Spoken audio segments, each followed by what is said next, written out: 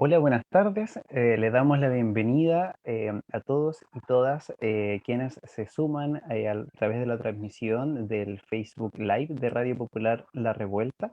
Estamos en una edición más, como ya es costumbre, los días martes a las 8. Hoy día empezamos un poquito más tardecito.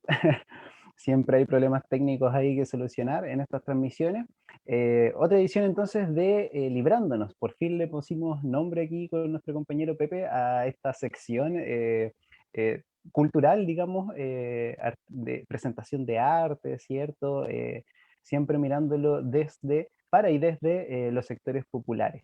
Nos acompaña en esta ocasión Ana Leighton. Ella es escritora, ¿cierto? Oriunda del Choapa, de la provincia del Choapa.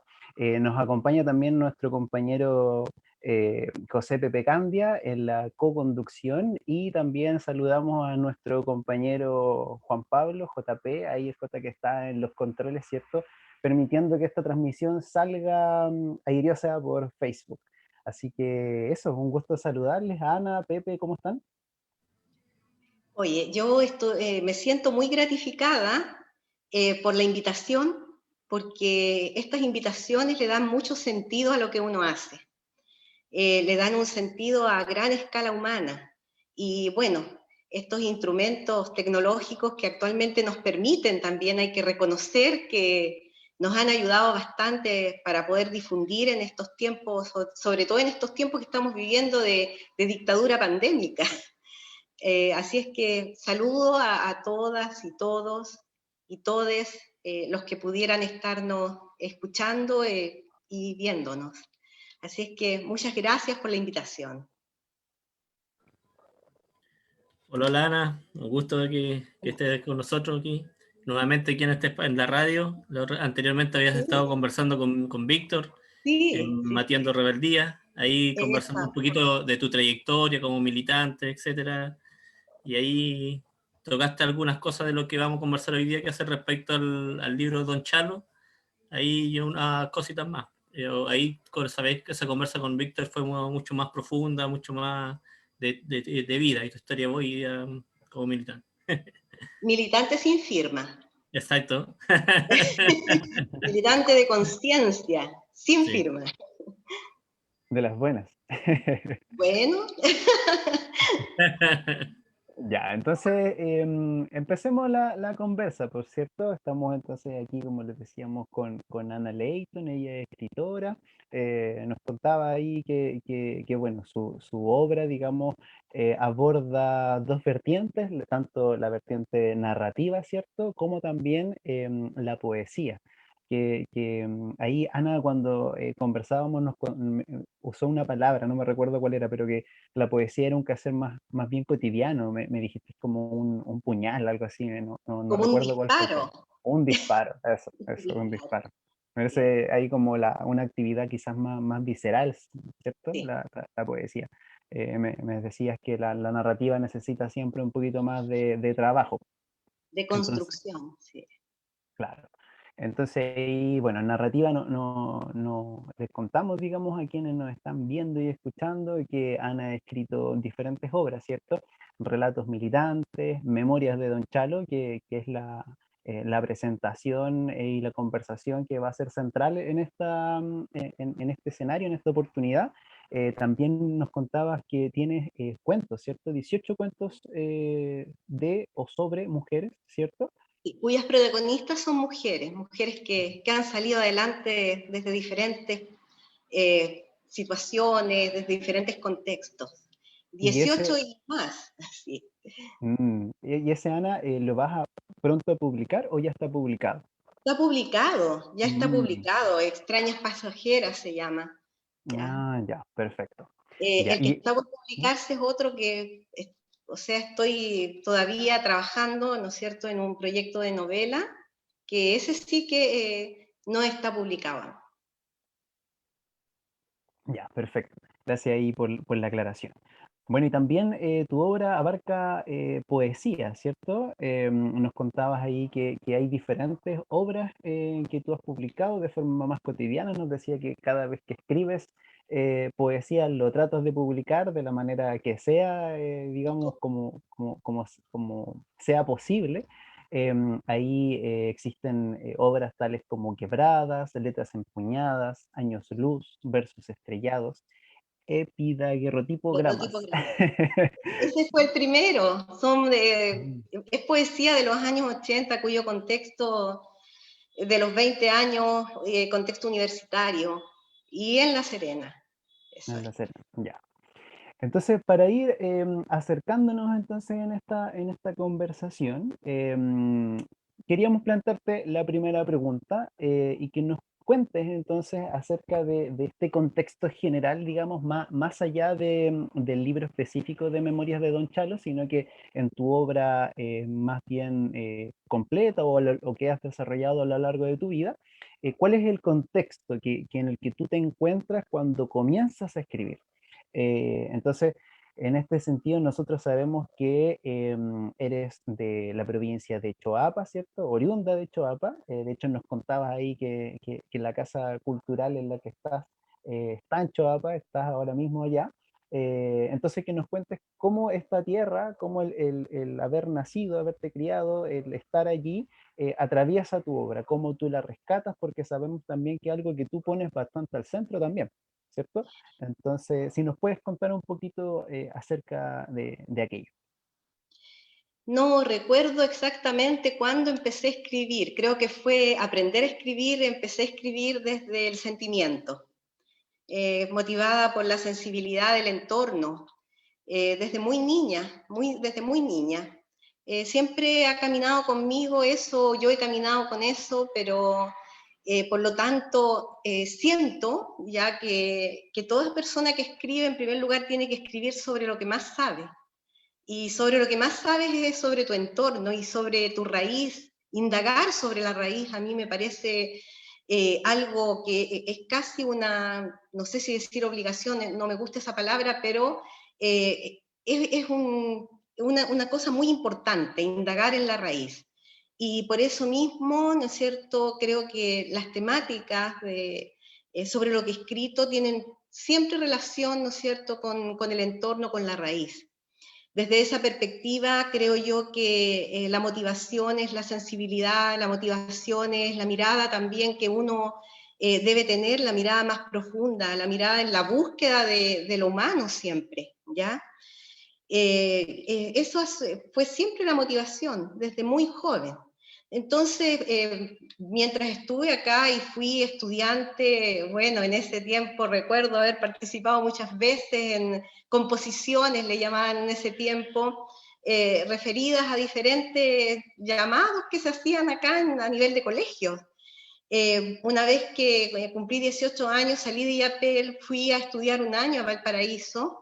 La verdad es que más que estudiar fue un despertar, porque en el año 78 en Valparaíso estaba retomándose todo el trabajo. Habían diferentes tipos de manifestaciones y yo sorprendida desde una provincia, desde un lugar tan remoto como IAPEL, geográficamente tan oculto para tanta mirada, llegué a Valparaíso a sorprenderme y a conocer tantas manifestaciones que allá se desarrollaban.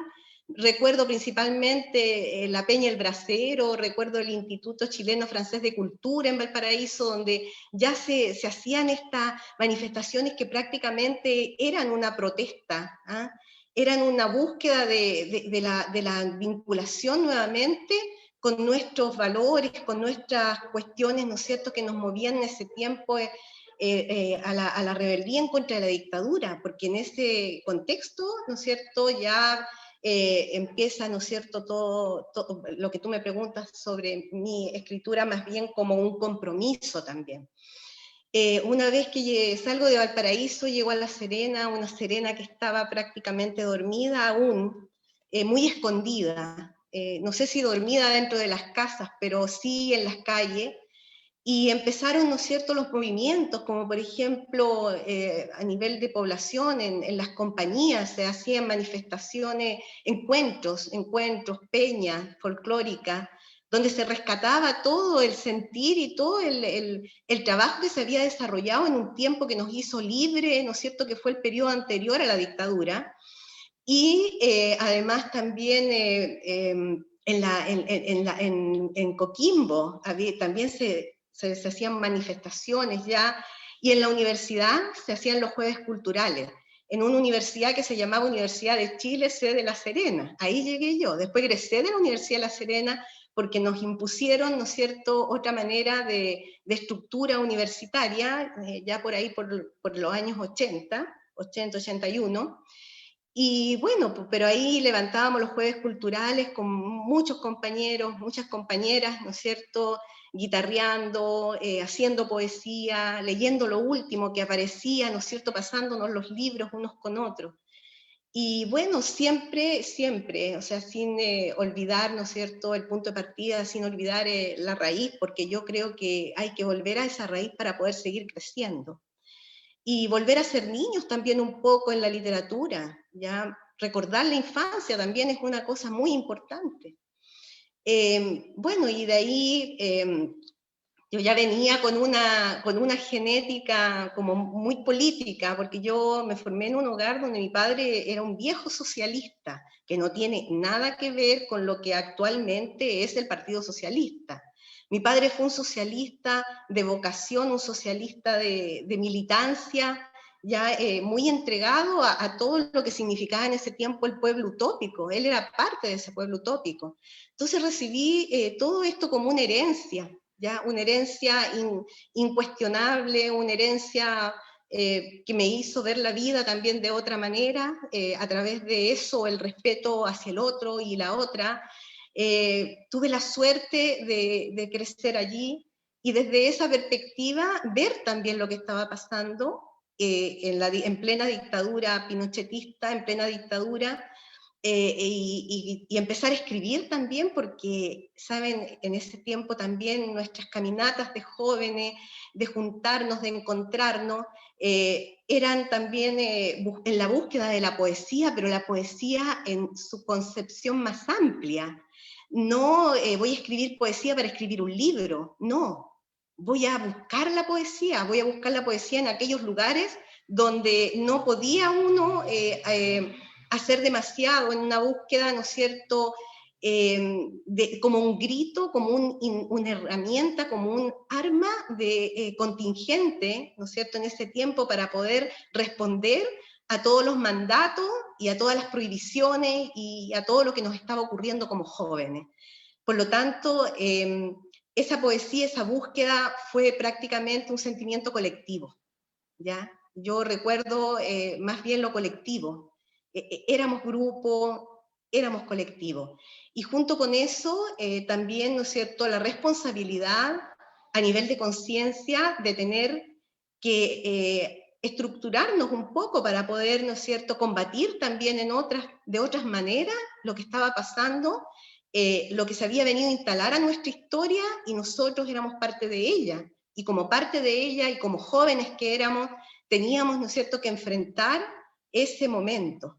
Entonces, mi inicio, digamos, de lo que escribo a mayor conciencia, o sea, nace ya prácticamente, o sea, anteriormente sí, había escrito, pero ya nace de otra manera, ¿no es cierto?, más o menos a mis 20 años, cuando me convierto en una joven universitaria de pedagogía en castellano, donde, como te digo, había un sentimiento colectivo de la búsqueda de la poesía como un arte, la búsqueda del arte, ¿no es cierto?, a través de la poesía y viceversa, y también la búsqueda del compromiso, ya, con el momento histórico que estábamos viviendo. Por lo tanto, también te lleva esto a pensar de que tú también asumes un rol que tiene que ver con escribir como una persona que hace testimonio de lo que está pasando. ¿Ah? El testimonio es súper importante, El testimonio escrito en esos tiempos, bueno, ahora se graba, ¿no es cierto? Hay otras formas, otras maneras, pero en ese momento que estábamos viviendo nosotros, en ese periodo donde la tecnología no era esto que tenemos ahora, el libro también pasó a ser algo muy importante. O la escritura de revistas artesanales que se hacían con el sistema de mimeógrafos artesanales también. Vieran ustedes, o sea, lo que uno luchaba para poder hacer un escrito, ¿ya? En ese momento. Era algo bien romántico, les diré, muy romántico. Y con todo este sentimiento, o sea, un sentimiento pleno y de no solo del deseo, sino que también de querer materializar el cambio de la historia, ¿ah? De poder volver a esas corrientes humanas que antes también se habían vivido en una generación que fue exterminada prácticamente.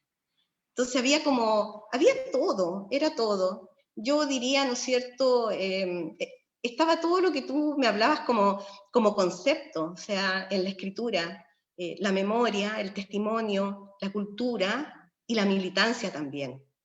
En ese tiempo la militancia no era con firma, la militancia era una militancia de conciencia. Tú militabas porque tenías un pensamiento, y un pensamiento que tratabas de hacerlo coherente con la práctica del cambio, y de un cambio bien profundo que tenía que ver también con lo cotidiano, ¿ya? Desde ahí yo siento que son mis raíces, pues. Hablé mucho. ¿Me quedó algo por decir?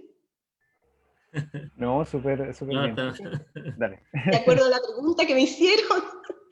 Bueno, ahora ya con todo o sea, cambia el contexto, ¿no? Cambia el contexto a pesar de que yo estoy convencida de que seguimos en dictadura económica, dictadura pandémica. Sin embargo, ¿cuánto se llama? Va cambiando el contexto, entonces tu decir, o sea, tu sentir, tu decir, tu mirar, empiezan, ¿no es cierto?, también a darse en el territorio que estamos viviendo, el territorio, ¿no es cierto?, de las luchas ambientales, ¿ya? De las luchas territoriales, ¿m? Y de todo lo que está pasando, pues, chiquillos. Sí, pues, una forma, nombraste las luchas territoriales, pues a ti te ha tocado harto también luchar allá en tu territorio, en Illapel, pues, con la... Sí, exactamente, o sea, acá nos transformaron, nuestro hermoso valle transversal nos lo transformaron. Y fue por allá, ¿no es cierto?, por allá cuando todo el mundo estaba alegre, pues, o sea, la alegría había llegado, entonces llegó también este señor que se instaló acá con la mega minería, que siempre hablaron de mediana minería, pero es una mega minería, es una transnacional inmensa, que no perdona nada. En este momento hay comunidades acá que no tienen agua. Las napas subterráneas están secas.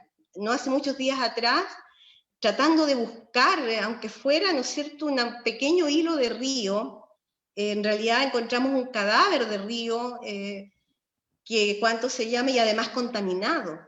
Y comunidades que están ya mediatizadas en mesas de conversación, y que la búsqueda de ello tiene más que ver, ¿no es cierto?, con la recompensa económica que le puede traer una cosa así, porque el daño va más allá que solamente, o sea, el territorio. Cuando hablamos de territorio hablamos de las personas también, y al hablar de las personas nos damos cuenta que en gran parte se ha educado, se ha formado a la gente en función de que te hacen daño, pide plata.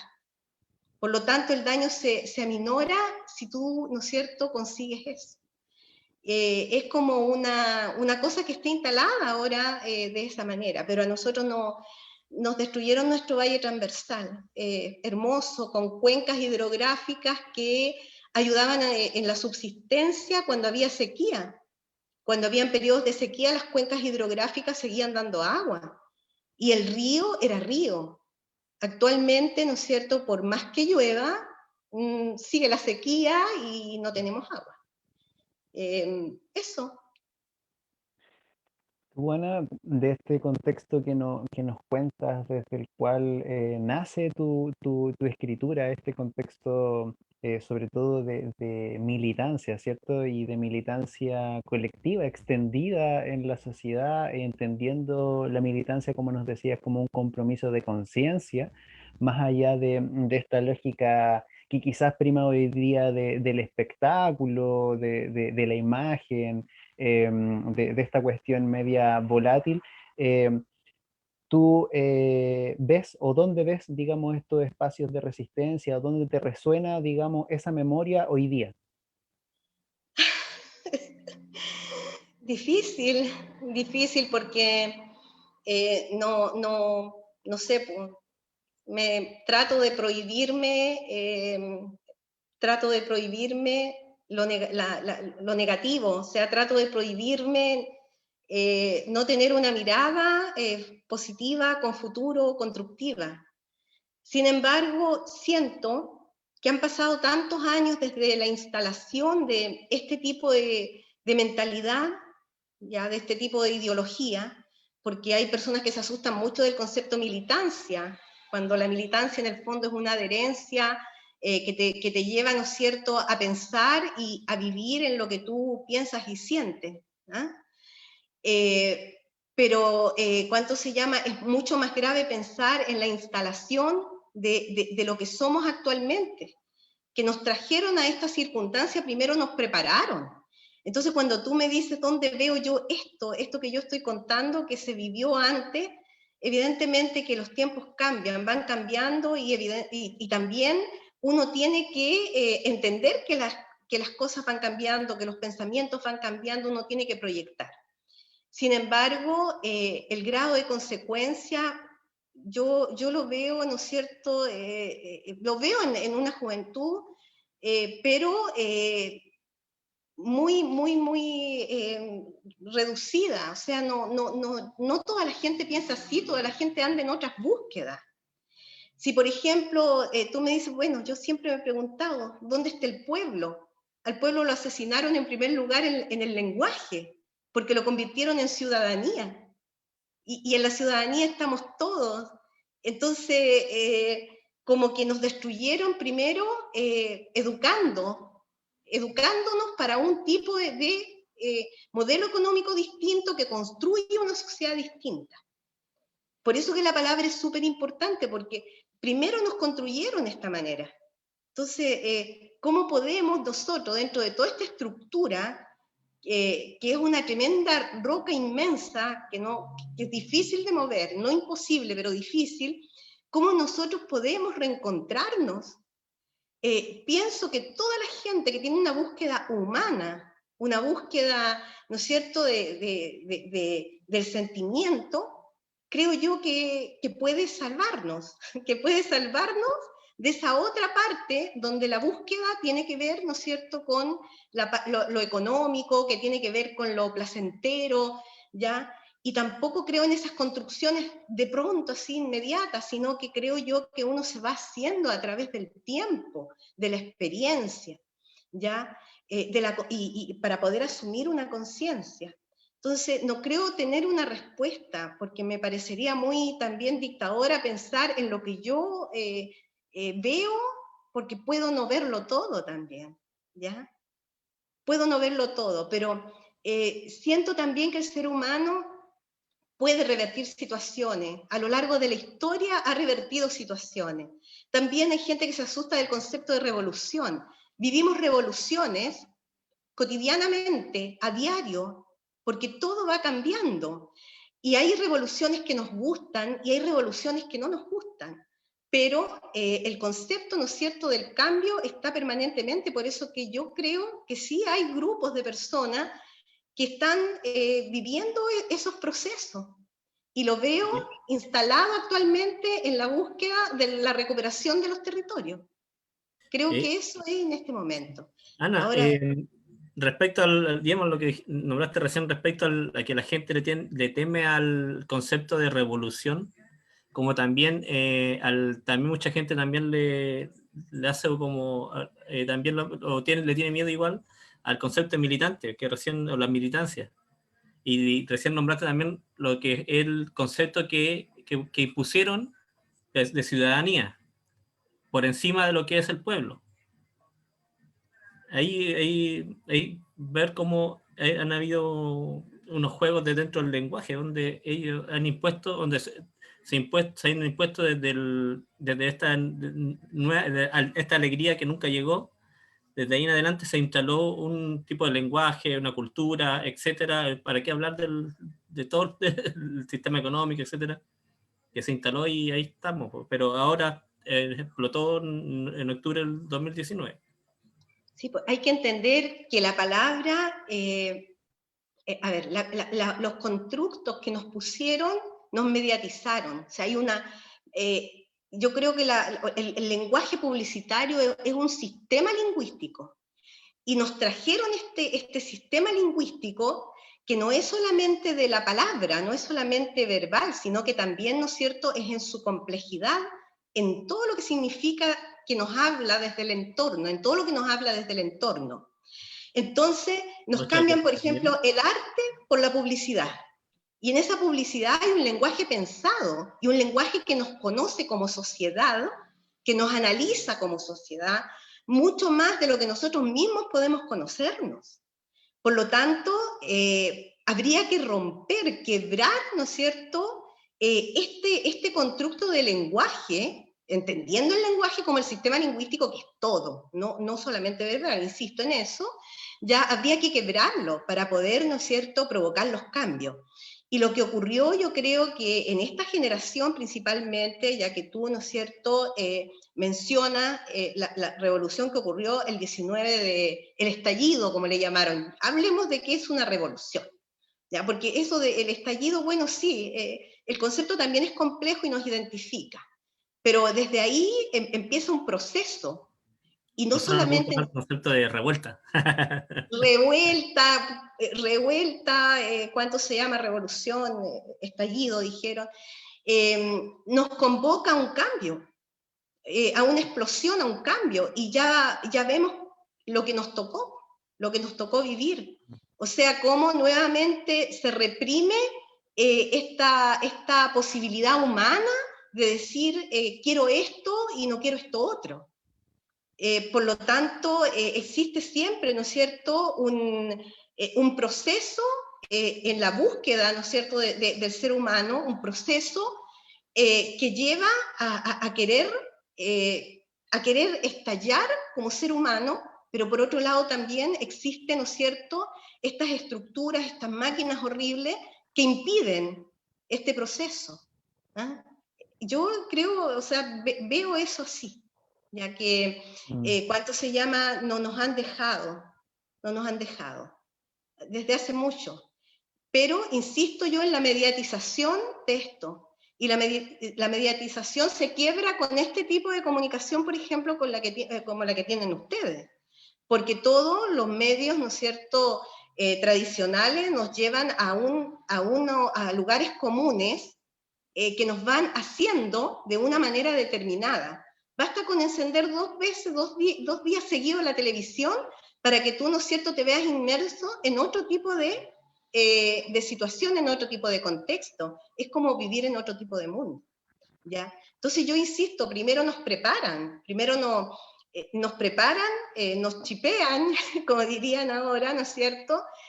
Nos instalan este chip de ver las cosas de otro modo, nos educan de otra manera y después nos construyen, ¿ya? Y la única manera de quebrar esto tiene que ver, ¿no es cierto?, con las actividades inmensamente humanas que afortunadamente hay nuevas generaciones que todavía siguen, ¿no es cierto?, en esa búsqueda. Es interesante el recorrido ahí bueno, tú nos planteas ahí que el Pepe también aborda en el sentido del lenguaje, ¿por cierto? Como este paso de pueblo a la ciudadanía impuesta por la tiranía militar, juntamente consolidada con la transición, pero en donde revienta, ¿cierto?, la revuelta, en donde desde el lenguaje incluso podemos encontrar que nos volvimos a llamar pueblo, con toda su diversidad, ¿cierto? Los procesos también desmonumentalización de las estatuas, esa impronta descolonizadora también que en Chile también está como bien por debajo, ¿cierto? No se había visto quizás tan masivo ese espíritu anticolonial en Chile desde hacía muchos años. Pero claro, ahí está la represión, por cierto, que hasta el día de hoy sigue en marcha y que no escatiman ningún recurso para ello. Claro, esto de la desmonumentalización que tú hablas, o sea, de romper los monumentos que eran íconos, también es lenguaje, o sea, esos monumentos se levantan como un lenguaje que tú empiezas a naturalizar al agresor, empiezas a naturalizar, ¿no es cierto?, la conquista, porque dicen la conquista, ¿te das cuenta? Y en esto de romper estatuas también, ¿no es cierto?, hay una respuesta inmensa por parte de la gente. Y vuelvo a eso, o sea, la importancia de volver a la raíz, todo nos remite. O sea, volvamos a rehacer esto porque está mal hecho, volvamos a rehacerlo, volvamos a reconsiderarlo, ¿ya? Y en esa búsqueda, evidentemente, vamos hacia la raíz, o sea, nos volcamos hacia ella nuevamente. Y estamos en eso, en este proceso dialéctico. O sea, es un proceso dialéctico, donde chocan dos realidades inmensas, ¿no es cierto? Y se tiene que provocar un cambio a raíz de este tremendo choque, ¿no es cierto? Que hay un choque muy desigual, donde por un lado hay armas, ¿no es cierto?, que destruyen rostros, ojos, vidas, y por otro lado, ¿no es cierto?, hay una actitud de estallar humanamente en contra de lo que se nos impone como modelo económico, que es el que nos construye como sociedad, a fin de cuentas. Pareciera ser igual que este modelo pensado, preparado, como tú bien lo planteabas, ¿cierto? De olvido, de desgajarnos de la raíz. En Chile, a nivel latinoamericano, fue uno de los que funcionó más perfectamente, ¿cierto? Quizás asimilable a lo ocurrido en Argentina, quizás lo más cercano que tenemos como parecido en Latinoamérica. Recuerdo igual en este sentido una socióloga boliviana, la Silvia Rivera Cusicanqui, que habla, o cuando viene a Chile, es el único lugar en el que ocupa el término mestizo, porque decir en Chile mestizo es prácticamente, dice ella, decirles indio.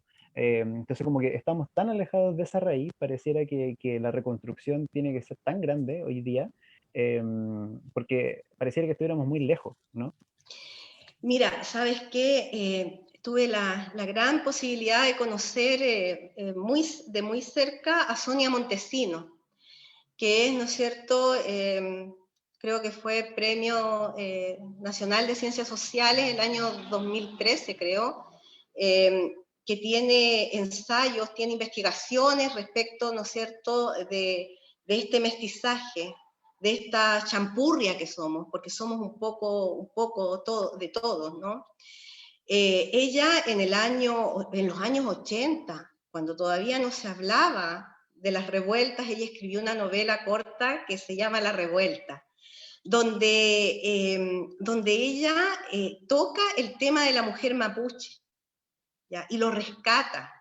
La Sonia, yo recomiendo leerla. También tiene Madres y Guachos, donde también ella toca el tema de las madres y guachas, por supuesto, y ella, ¿no es cierto?, instala este dolor tremendo que nosotros tenemos, o sea, de dónde venimos.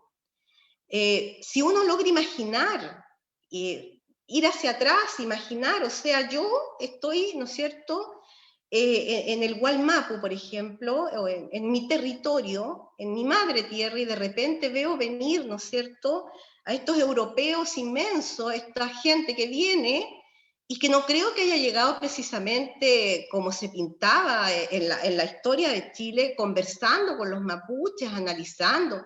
No, llegaron atacando, llegaron irrumpiendo, ¿ya? Y nos deja esta herida abierta de la que habla Eduardo Galeano, ¿no es cierto?, las heridas abiertas de América Latina.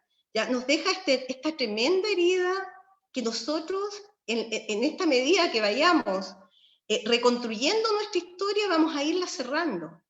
Porque es igual como una terapia psicológica, donde, ¿no es cierto?, el psicólogo lucha porque tú vuelvas hacia atrás y vayas cerrando estas heridas que se tienen a veces a niveles personales, a niveles de vida.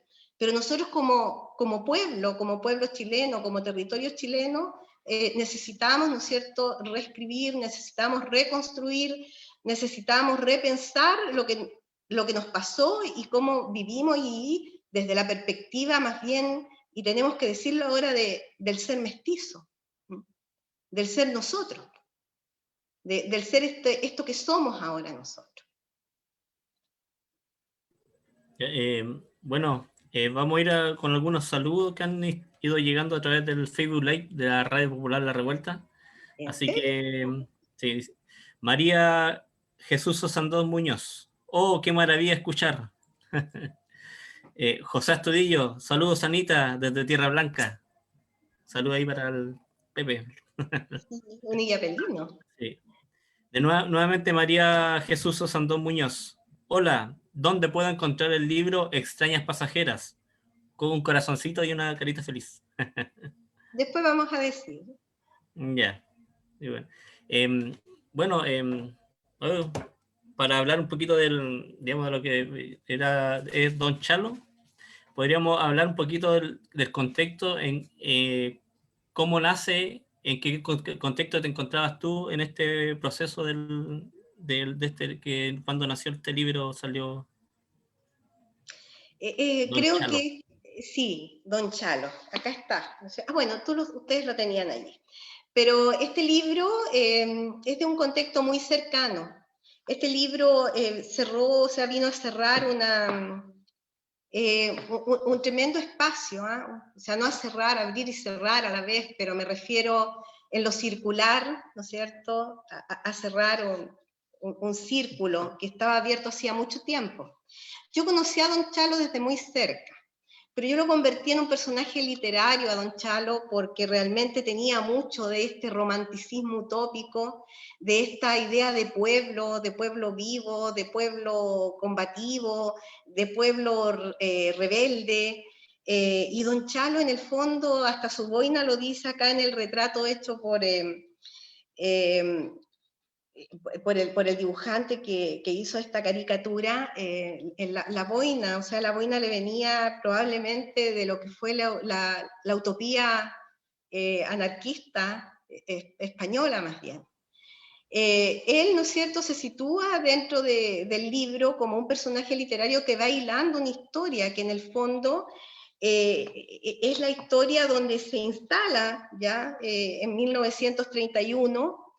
Se instala el Partido Socialista, o sea, el Internacional Socialista, una organización que cuenta con grande simpatía entre los trabajadores en ese tiempo, del cobre principalmente, y que se constituye, como dije antes, en 1931. Pero sin embargo, él, ¿no es cierto?, él parte desde la instalación de la sociedad socialista que en Chile por Marmaduke Grove, ahí lo instalo yo, y empieza a caminar hacia el norte. ¿Ya? Con esta idea de pueblo, cuando Marmaduke Grove dice que el pueblo tiene que alimentarse, domiciliarse y educarse, y Don Chalo toma esto como un mandato, para él es un mandato, ¿ya? Y camina siempre con eso, pero quiebra límites, sobrepasa los límites. Porque claro, actualmente podríamos decir un militante milita en forma ordenada de acuerdo a lo que le dice el partido, pero Don Chalo nunca fue un militante ordenado, todo lo contrario, era un romántico de bares, un romántico donde discursiaba en las esquinas, donde salía, ¿no es cierto?, a encontrar niños que andaban en la calle, y los niños eran sus principales auditores del discurso que él decía y que hablaba, que el pueblo era importante y que había que salir que la única manera de salir de la pobreza y de la miseria y de toda la tristeza que había en los hogares era educándose. Entonces también está el concepto de educación como algo muy importante, porque en ese tiempo era eso, o sea, los partidos se dedicaban o los militantes de los partidos se dedicaban a apoyarse entre sí para poder crecer, para poder vivir un desarrollo hacia un proceso educativo revolucionario, porque la educación iba a provocar los cambios, o sea, el concepto de revolución era ese.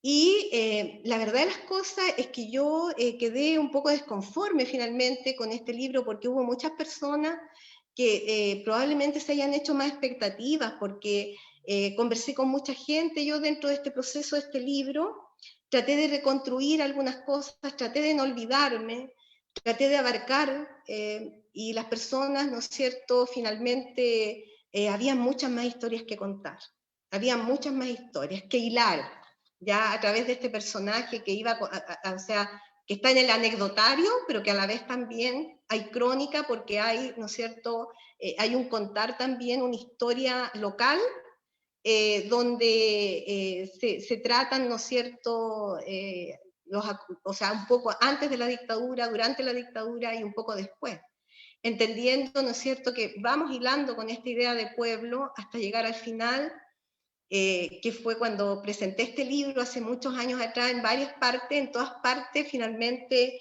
quedaba la pregunta, o sea, ¿dónde está el pueblo en este momento? ¿Está en los malls? ¿Está con un celular en la mano? ¿Está con un plasma?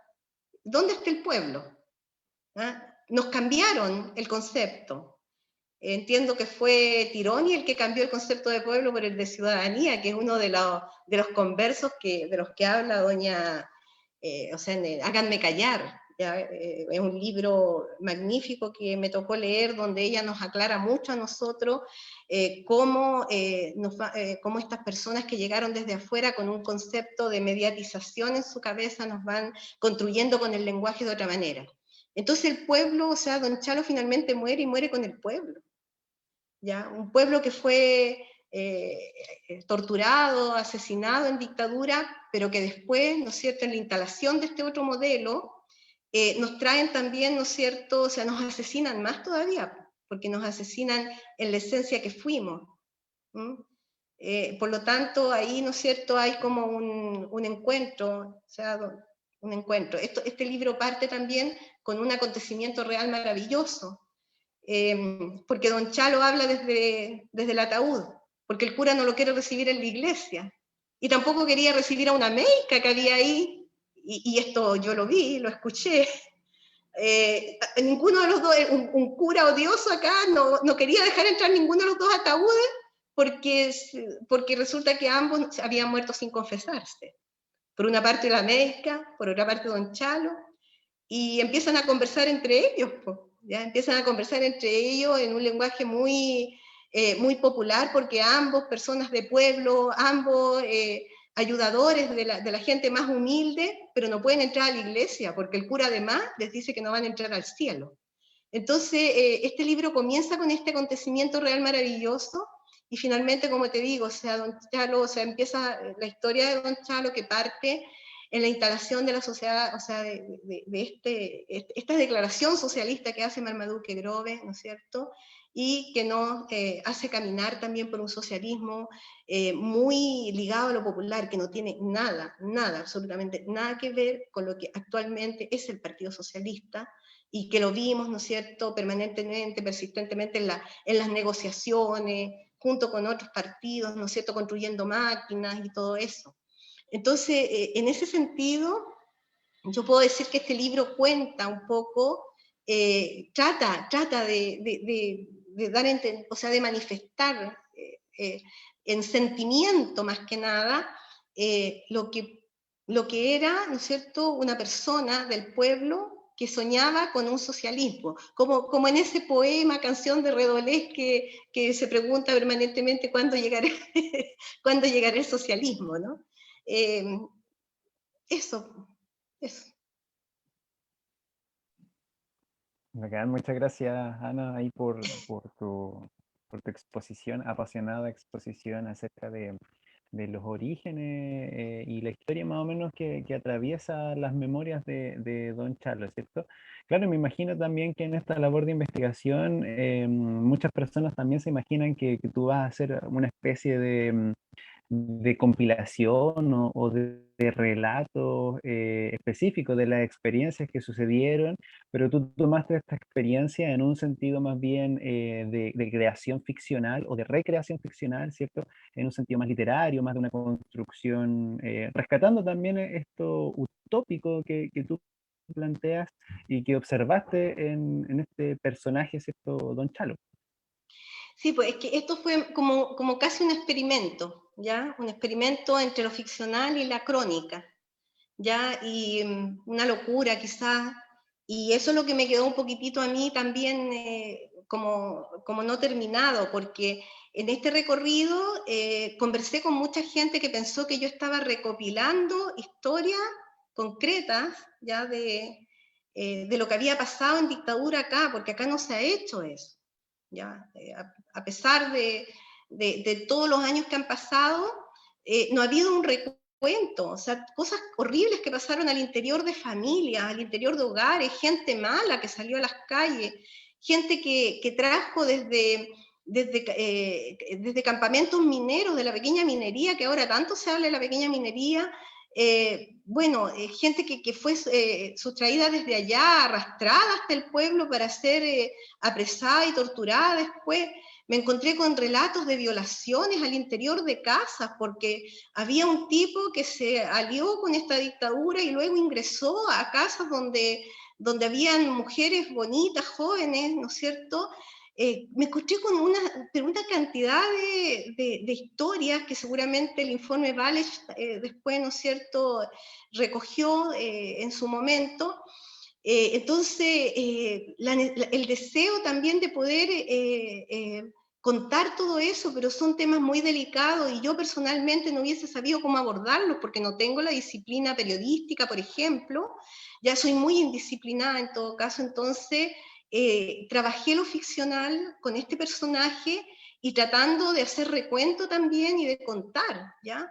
Estas historias, pero desde, más que nada desde la mirada, o sea, dándole el contexto ficcional, ya, porque insisto, o sea, yo en lo personal no tengo la disciplina ya como para poder hacer un trabajo así, pero me encontré con muchas historias sorprendentes, gente que camina todavía por las calles, gente que le tiene que ver la cara a sus violadores, a las personas que entraron en sus hogares, ya solamente porque se había dictado en Chile esta cosa, ¿no es cierto?, de ahora, o sea, le tocaba a la dictadura, ¿no es cierto?, todo este asesinato que hizo de tantas partes, y a nosotros también nos tocó todo eso, nos llegó, ¿no es cierto?, como comunidad, nos llegó como IAPEL, y hay muchas historias que no se han contado y que son muy sensibles, ¿ya? Son muy sensibles. Pero Don Chalo abrió eso, porque acá cuando yo lancé el libro acá, yo me sorprendí de toda la gente que fue en primer lugar y de los rostros que vi también, ya personas que nunca imaginé que podían estar interesadas en ir, y se abrió una conversación, o sea, en realidad el lanzamiento en sí fue mínimo en relación al diálogo que se provocó. Recuerdo que hubo gente que habló después de muchos años entre sí, ¿ya?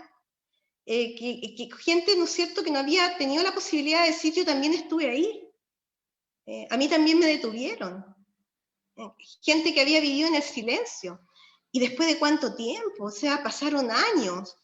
Entonces lo que puede hacer realmente un mínimo relato es algo grande, ¿ya?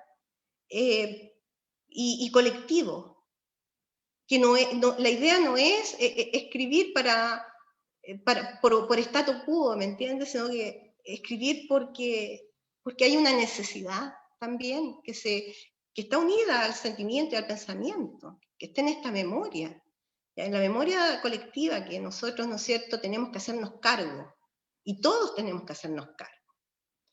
Si bien unos podemos escribir y otros podrán pintar, y otros podrán hacer fotografía y otros hacer música, pero en todo está plasmada la historia.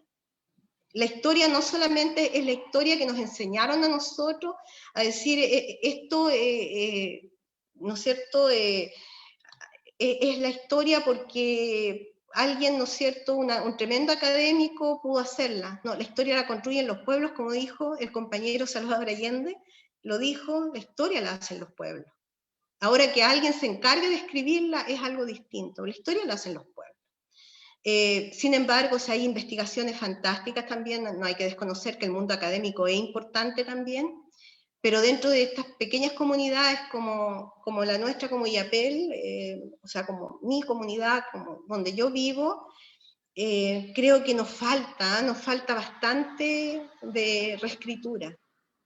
Por acá no llegan las mismas cosas que llegan a las ciudades más grandes. Entonces hay también una responsabilidad bastante grande en relación a lo que es escribir y hacer arte. Muchas gracias, Ana. Bueno, ahí nos llegó un último saludo. José Vega nos dice saludos y felicitaciones por el programa para todos, todas, y en especial para Anita, de parte de José Vega Martínez, asambleísta de la Asamblea Popular de Illapel. Ahí un coterráneo enviando su saludo. Bueno, Ana, entonces ya para ir cerrando esta conversación, ha estado muy interesante, muchas experiencias que podemos recoger, de las cuales podemos aprender. Queríamos preguntarte cuál es el balance que tú observas desde esta memoria histórica, ¿cierto? De la cual nos contabas, también de tu quehacer literario, de tu quehacer artístico. em, ¿Cuál es el balance que tú vienes haciendo o la síntesis que observas del arte, de la cultura para los sectores populares, sobre todo en particular, en este escenario, ¿cierto? En este escenario de dictadura sanitaria, como nos decías anteriormente, en este escenario pandémico, en este manejo de Piñera? ¿Cómo tú observas que se ha desarrollado los límites, las posibilidades, también conectándolo con lo que nos planteabas recién, es decir, que Don Chalo, digamos, se le cierran incluso los espacios institucionales hegemónicos, tales como la iglesia, ¿cierto? Y hoy día existen muchos espacios que se han cerrado, otros que están a duras penas sobreviviendo, ¿cierto? Por toda esta coyuntura, toda esta contingencia. Entonces, ¿cómo lo ves tú desde esta perspectiva, ¿cierto? Por una parte, creo yo que hay una percepción muy grande de la necesidad que existió de la manifestación del arte, principalmente en estos momentos que estamos viviendo. ¿Ya? Yo, bueno, en las asambleas que se hicieron, ¿no es cierto?, a través de la tecnología acá, de la pantalla, las conversaciones también, etcétera, opiniones por Face, yo percibí y a la vez también inferí, ¿no es cierto?, que hubo una conciencia de la importancia que tiene el arte y la cultura, porque resulta que para poder sobrevivir en tiempos de rigor, en estos tiempos de dictadura, así como fue antes la dictadura, ¿no es cierto?, militar, y ahora la dictadura económica y la dictadura pandémica, o sea, ¿cómo nos salva el arte? Porque el arte tiene relación con el espíritu, con la espiritualidad del ser humano, ¿ya? No estoy hablando de algo muy místico, por favor que no se me malentienda, estoy hablando de lo que tenemos por dentro, los seres humanos, que no es solamente biología.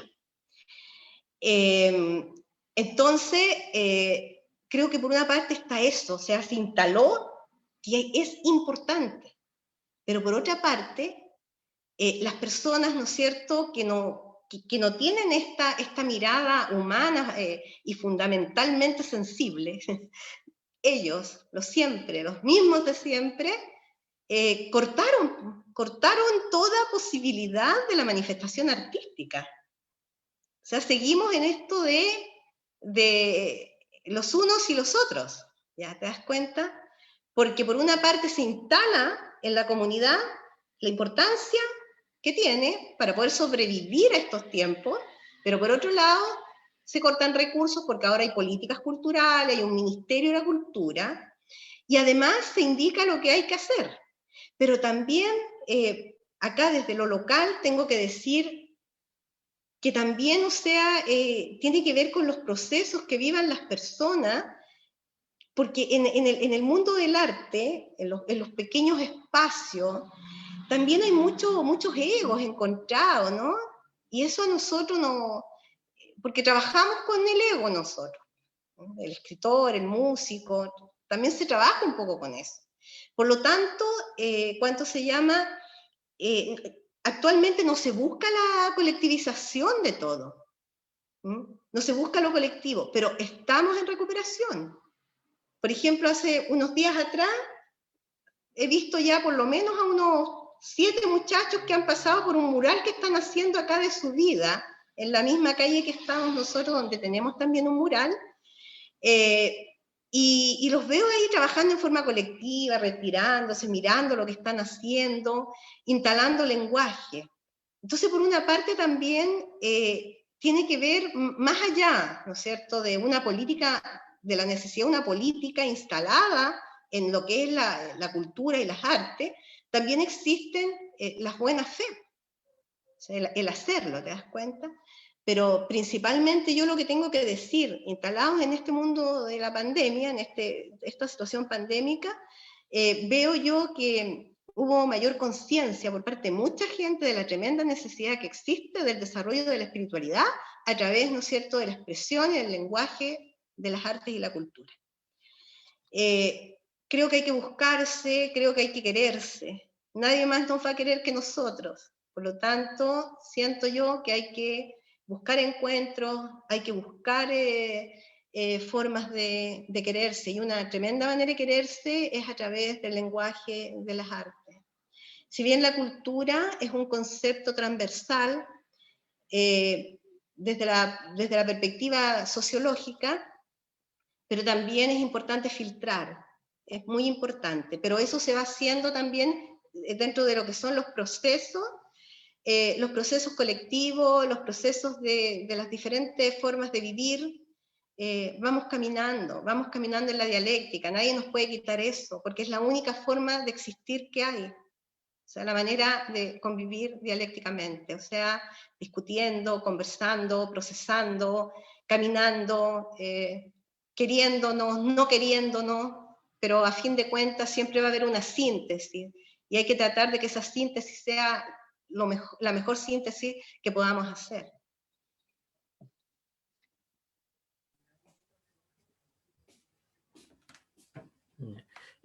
Ana, recién nos habían pedido dónde se pueden encontrar tus textos. ¿Podrías decir y hablar un poquito también qué es lo que se viene, qué es lo próximo que se viene dentro de los libros? No sé, Mira, qué actividades que más estás ahí? Generalmente, bueno, en Illapel los tengo acá en el Centro Cultural del Chuapa, inclusive tengo publicaciones de otros escritores de la región, amigos que siempre me envían, ¿no es cierto?, sus publicaciones, y yo las tengo acá también. Entre todos ellos también están las publicaciones, las ediciones que hago yo. Y además, bueno, siempre los stands de la Sociedad de Escritores de Chile, de la región, siempre también ellos están difundiendo la literatura y están vendiendo mis libros, ya la SESH regional, SESH de Gabriela Mistral. Y ahora hace poco tiempo atrás me pidieron, ¿no es cierto?, desde unas ferias por ahí aparecieron mis libros en una página de la SESH nacional, de la Sociedad de Escritores de Chile nacional, que, ¿cuánto se llama? Después me di cuenta que estaba dentro de una página de la Cámara Chilena del Libro, donde los libros estaban súper caros, que no tenía nada que ver con lo que yo los vendo. En esta cosa de querer difundir, claro, o sea, me propusieron, ¿no es cierto?, mandar mis títulos, y yo lo hice, y bueno, me los encontré ahí también. Pero mira, si me llaman, o sea, si llaman acá al 532-521343, pueden, ¿no es cierto?, solicitar, y yo lo envío, ya lo envío, y y también si me envían la dirección. Mi Face es abierto, entonces también me pueden escribir ahí, ¿ya? Y pueden solicitar, ¿algún, no sé, si están algún interesados. correo electrónico? Y si puedes repetir nuevamente el número, por favor. Ya. El número es 53-252-1343. Es el número fijo, ¿ya? Entonces me llaman y, ¿no es cierto?, yo ahí convenimos, ¿ya?, del envío. Y que casi siempre lo que escribo como que circula por mano, ¿ya? Y más así como por trueque, por trueque más que nada, así es que por eso. Pero en las ferias de libros siempre están mis libros en el stand de la Sociedad de Escritores de Chile, Gabriela Mistral. Siempre ellos lo tienen ahí. Y lo otro es, como le digo, o sea, que escriban por Messenger, me pongan ahí un mensajito y ahí comenzamos a conversar, y para mí, obviamente, es gratificante saber que alguien quiere leer un libro que yo haya escrito. Por lo tanto, feliz de poder, cuando se va a enviarlo. Eso. Ya, pues bueno, muchas gracias. Yo creo que ya nos estamos despidiendo. Alcanzamos casi una horita y algo más de conversa. Muchas gracias nuevamente por haber recibido esta invitación, por estar acá acompañándonos una vez más en Librándonos. Esperamos que nos encontremos nuevamente, ¿cierto? Seguirnos encontrando aquí en la radio. Y muchas gracias, bueno, a nuestros compañeros, el Pepe Candy aquí, con el que estamos en la locución, el JP ahí detrás de los controles. Entonces, ya nos vamos despidiendo. Muchas gracias a todos y todas quienes nos escucharon, quienes nos vieron, nos acompañaron, a quienes mandaron sus mensajitos, sus saludos. Ana, no sé si tú quieres decir algunas últimas palabras antes que nos despidamos. Bueno, agradecer principalmente a las personas que estuvieron atentas a la convocatoria, que escucharon. A ustedes por la invitación. Esto le da sentido a lo que uno hace. Estas actividades desarrolladas desde, ¿no es cierto?, estos medios que le llaman alternativos, pero yo no sé si sean tan alternativos, son nuestros medios. Que para nosotros no hay, o sea, no es la alternativa solamente. Le dan sentido, mucho sentido a lo que uno puede, ¿no es cierto?, comunicar a través de lo que hace. Así es que encantada, me he sentido muy cómoda, ¿ya? Y muchas gracias por la invitación, y en cualquier momento estamos de nuevo conversando. Eso. Muchas gracias, Ana. Bueno, Muchas gracias. también me gustaría decir que a pesar de todo lo que pase, tenemos siempre, ¿no es cierto?, que defender, como dice Benedetti, defender la alegría, ¿ya? Que no nos quiten la alegría. A pesar de que estemos en la peor situación, pero la alegría, ¿no es cierto?, es un motor súper importante que nos puede mover, ¿ya? Y siempre en la búsqueda del sentimiento y del pensamiento. ¿Ya? Chao. Chao, Muchas chao. gracias, Ana. Entonces estuvimos aquí en Radio Popular La Revuelta hasta que la dignidad se haga costumbre. Chau, chau. Chao, chao. Muchas gracias.